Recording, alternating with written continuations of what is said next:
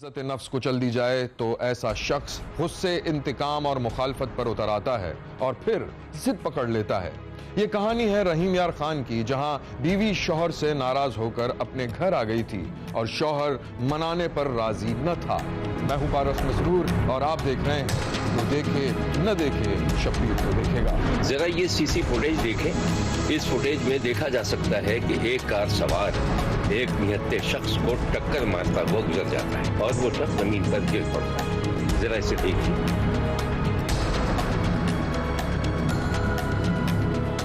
Car सवार कौन था और जिस शख्स को टक्कर मारी थी वो कौन था, और क्या कार की टक्कर से जख्मी होने वाला शख्स जिंदा बच सका? इसके बारे में शब्बीर ने मालूम किया तो एक अफसोसनाक कहानी सामने आ गई। मियां बीवी में शदीद झगड़ा हो रहा था। उठ जाओ जनाब, क्या हर वक्त सोते रहोगे? मेरी नींदें हराम कर कर तुम इतने मजे से यहाँ पे सो रहे हो? तुम्हें कुछ समझ में नहीं आता है घर में क्या चल रहा है क्या नहीं चल रहा है, बस आए और सो गए। क्या मसला है तुम्हारे साथ? देखो उस्मान, मैं क्या करूं ये तुम मुझे बता दो सीधी तरीके से। पूरा दिन तुम बाहर आवारागर्दी करते हो, रात को आकर पढ़कर यहाँ पर सो जाते हो। इतनी तजलील, इतनी जिल्लत, इतनी नफरत है तुमको मुझसे? अगर इतनी ही नफरत है ना तो बता दो मैं क्या करूं? मुझसे ये सब कुछ बर्दाश्त नहीं होता। बताओ, बोलो क्या करूं मैं? तुम नहीं रहो ना, चली जाओ ना। वैसे भी मैं तुम्हारी वजह से अपनी जिंदगी के मामलात को बदल नहीं सकता। फिलहाल तुम यहां से दफा हो जाओ। क्या कहा तुमने? वरना तो मैं क्या? बोलो, बोलते क्यों नहीं हो? वरना तो मैं क्या? मैं कुछ नहीं कहना चाह रहा, मेरा लड़ने का बिल्कुल भी मूड नहीं है, समझी ना? बस तुम जाओ, यहां से जाओ। मेरा भी तुमसे लड़ने का मूड नहीं है। ठीक है, यहाँ से जाती हूँ। पढ़ो रहो, सो जाओ।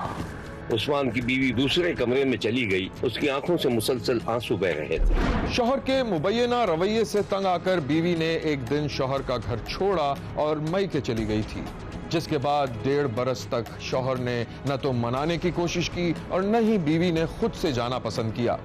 फिर उस्मा के वालिदैन ने अपने दामाद के घर वालों से राब्ता किया और उस्मान के माँ बाप को दावत पर बुला लिया। लड़की की माँ मेहमानों को लेकर डाइनिंग रूम की तरफ चली गई।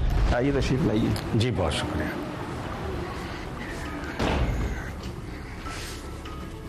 बहुत शुक्रिया आपका। और अब ठीक ठाक हैं? अल्लाह का खैरियत से हैं? शुक्र, एहसान है, करम। देखें भाई साहब, आप उस्मान को समझाएं कि इतना गुस्सा और आना ठीक बात नहीं है। ये उसका अपना ही घर है, जब दिल चाहे अपनी बीवी को आके ले जाए यहाँ से।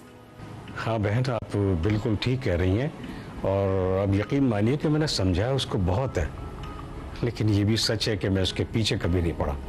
लेकिन आप मुतमईन रहिए, फिक्र मत कीजिए, इंशाल्लाह सब ठीक हो जाएगा। जी हाँ भाई, कौन से मियाँ बीवी में लड़ाई नहीं होती, मैं भी समझता हूँ। चलें, अल्लाह बेहतर करेगा। इंशाल्लाह इंशाल्लाह। आ जाए, डाइनिंग टेबल पे आ जाए, खाना ठंडा हो। आइए तशरीफ लाइए। जी बहुत शुक्रिया।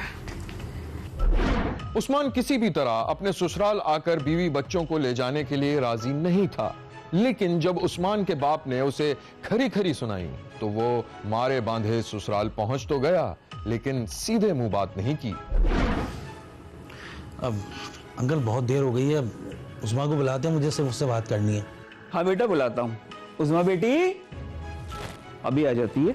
उस्मा और उसकी माँ दरवाजे के पीछे थी। उस्मा जाने से इनकार कर रही थी, जबकि माँ उसे अंदर भेजने पर मजबूर कर रही थी। जी जाओ ना अंदर। मुझे नहीं जाना है। ये शख्स यहाँ क्यों आया है? अरे तुम्हें लेने आया और किस लिए आया? मुझे नहीं जाना ना, आप अभी जाके इसको मना करें। जाए यहाँ से, मुझे नहीं जाना बस। उस्मा, अरे नहीं आएगी वो, मुझे पता है ना। आपने बुला के यहाँ खामखी में मेरा टाइम बर्बाद किया। बेटा गुस्सा मत करो, समझा करो, अभी आ जाती है। अरे गुस्से वाली तो बात है, जब मैंने आपको कह दिया था कोई नहीं मिल सकता मैं उससे। आप रखे अपनी बेटी अपने पास, नहीं रखना मुझे उसको। अरे बेटा बैठो, खड़े क्यों हो गए? मैं देखता हूँ, मैं भेजता हूँ उसको। बैठो बैठो। उस्मा बेटी, उस्मा क्या बात है बेटा, वो तुम्हें लेना है, चलो। उस्मान, उस्मान बेटा, उस्मान। उस्मा का बाप बेटी को आवाज देता हुआ अंदर गया, मगर बेटी ने शौहर से मिलने से इनकार कर दिया। इतनी देर में गली से गाड़ी स्टार्ट होने की आवाज आई तो उज़मा का बाप फौरन गली में पहुंचा तो क्या देखता है कि दामाद ने कार स्टार्ट की हुई थी। उज़मा का बाप कार के सामने खड़ा हो गया और हाथ जोड़कर दामाद को रुकने के लिए दरखास्त करने लगा, जिसके बाद वही मंजर नजर आया जो आपने इस किस्से के शुरू में देखा था। जी हाँ, दामाद ने अपने ससुर पर गाड़ी चढ़ा दी थी, जिससे ससुर शदीद जख्मी हो गया था और फिर बाद में जिंदगी से हाथ धो बैठा। पुलिस ने मुलजिम को गिरफ्तार तो कर लिया था, लेकिन शब्बीर सोचता है कि उज़मा के बाप ने क्या गलत किया था। एक बेटी का घर बचाने के लिए